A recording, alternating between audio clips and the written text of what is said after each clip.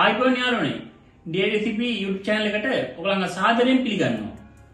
හැමදාම ඔයාලා chicken කන්න එකම විදියටනේ. ඒ හින්දා අපි හිතුවා ඔයගලන්ට chicken recipe series එකක්ම ගේන්න කියලා. අපේ chicken recipe series එකේ දෙවෙනි recipe එකට අපි ගෙනාවා butter garlic chicken recipe එකක්. මේක Indian recipe එකක්. බලමු කොහොමද ඒක හදන්නේ කියලා. ඒ වගේම තවමත් අපිව subscribe කරලා නැත්නම් අනිවාර්යෙන් අපිව subscribe කරලා bell icon එක click කරගෙන යන්න. මේ වීඩියෝ එක ඉවර වෙන්න බලන්න කියලා ඔයගලන්ගෙන් මම ඉල්ලනවා. අපි බලමු අපිට මොනවද ඕන වෙන්නේ කියලා බටර් ගාලික් චිකන් එක හදා ගන්න. මුලින්ම ඕන වෙනවා අපිට චිකන්, සුදු ලුණු, සූදුරු, ගම්මිරිස්, කහ, දෙහි, කොත්තමල්ලි කුඩු, කරපිංචා, කුරුදු, බේල් කොළ තියෙනවා නම් ටිකක් ගන්න. चिकन स्टॉक එකක් ඕන.